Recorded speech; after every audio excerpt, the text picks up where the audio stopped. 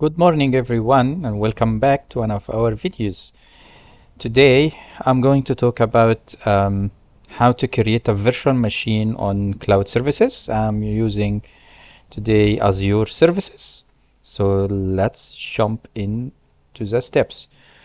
Uh, Azure has a free account that you can use. If you sign up for a free account, you get some free services, and also there is education account if you have a student email that you can sign up with and get another uh, free service from Azure. So I'm going to show today about how to create a virtual machine on the cloud or in the cloud, and I'm using today Azure for students. So you sign up for this one. When you sign up, you use your email address or university or school email address. You get $100 as your credit, and then you get a free services for a whole year. So it is all free. You don't pay for it. One of them is Azure Virtual Machine Windows, and another one Azure Virtual Machine Linux, and many more. So you can have Azure SQL database, blob storage, and many more, a few other services online. So today we will create an Azure Virtual Machine Linux. So what do we need to do here? So I need to sign in, because I already signed up for that account. And then we go to virtual machines. There is no virtual machine right now. We will just create one. And so you press on create and go to virtual machines.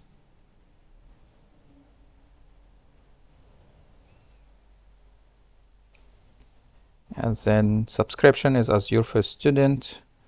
I've already created one before, so I'm going to use resource group. If you don't have a resource group, you're just gonna create one, because it will be from the scratch.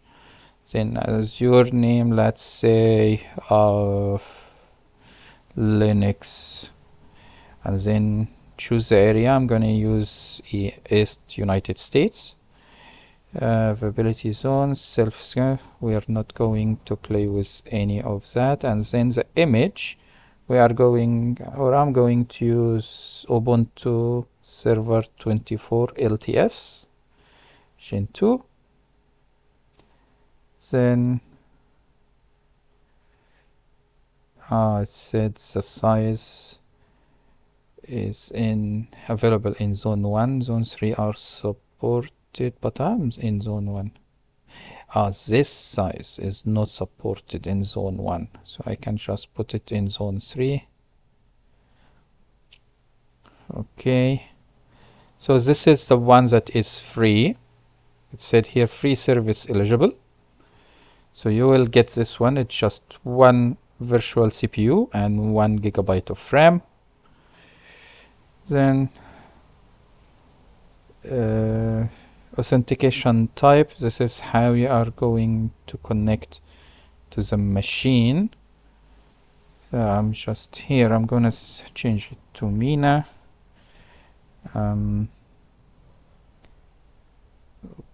Okay, we are not gonna change anything. We have to specify port 22 because this is SSH connection. And then next. Azure detected there are other region size recommendations that may lead to a higher chance of successful deployment. To deploy seamlessly, please adopt to any suggested recommendation. So I'm just gonna see the recommendation itself. So they say update to East US instead of West, and zone 1. So it's alright, and I will say yep, adopt to this one. It's the same. It's just the location itself is going to change. It's the data center that is going to host this virtual machine. So I'm gonna say adapt to the suggestions, and it will change everything again, and this is the free service again. Nothing has changed, and port 22 is allowed. Next. I'm not gonna change any of these settings because this is applied for the free service, so I'm just going to say next again. Virtual network, we have the virtual network here. It will rename it to Linux VNet virtual network, and this is a subnet of internal network, which is IP address of the virtual machine inside the network itself. Let me explain this one. When you create the virtual machine on Azure, you get two IP addresses. One is the public IP address, which you use to connect to the virtual machine from anywhere using your computer. And then internal network for the virtual machine itself. The virtual machine will have an internal IP address like your computer at your house, your office, anywhere. Whenever you connect to a network, you get a local IP address. So it will start with 10.0.0.0/24. This is a subnet. Don't change that if you're not familiar with subnetting and networks, how to subnet the networks. This is a normal one. So it's just telling you the IP address will start with 10 instead of 192. And you can like create a new one if you want, but I'm just gonna leave it for the default settings. I'm not gonna play with it.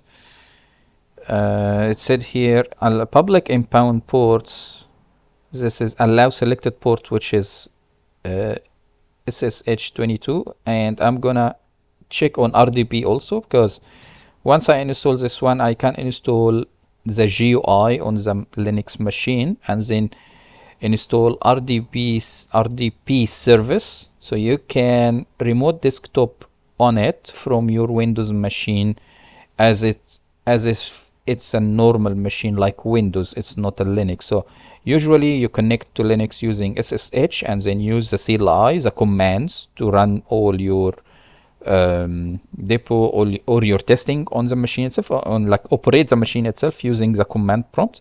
Or if you want the GUI and then use it as it's like Windows or Mac, so you can remote desktop on it, use the mouse, and you have the graphical interface. You can have icons and programs and everything. So you're gonna use this one also. So I'm going to allow this one.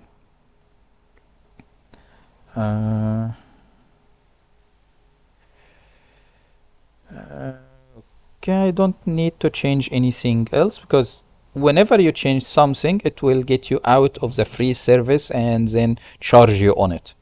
So I'm going to say next. Your subscription is protected by foundational cloud security posture management free plan. So it's just telling you the security that is applied on the machine, which is Microsoft Defender for Cloud, and they are using the free plan on this one. You don't need to pay anything.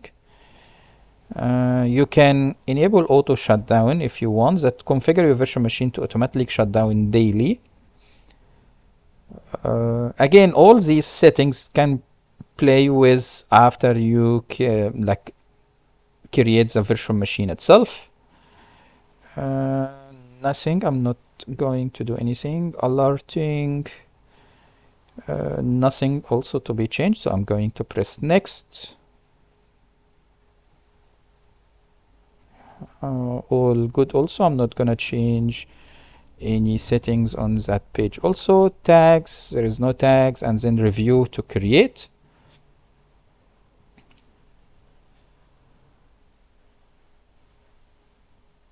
Just waiting for it to load. So it's giving you all the information about the machine. It's just saying here you have set SSH RDP ports open to the internet. This only recommended for testing. If you want to change this setting, go back to the basics tab. Or once the virtual machine is created, you can play with this. It's just giving you an alert saying the computer will be publicly accessed from the internet for anyone. So if you're doing this for testing, it's all right. If you're doing this for your own work, you need to do something on it. I suggest that you specify the firewall to communicate with your machine only to make it secure and remove any vulnerabilities or any hacker trying to get into that machine. So everything is alright. We didn't change much of the settings, and then I'm going to click create. Now generate a new KP. This is for the SSH to connect to the virtual machine. So let's say an SSH key pair contains both a public key and a private key. Azure does not store the private key, so you need to download this one and keep it secure in your machine itself, and keep it secure in some place, because this will contain the key to connect to the machine itself using SSH. So I'm going to download that one.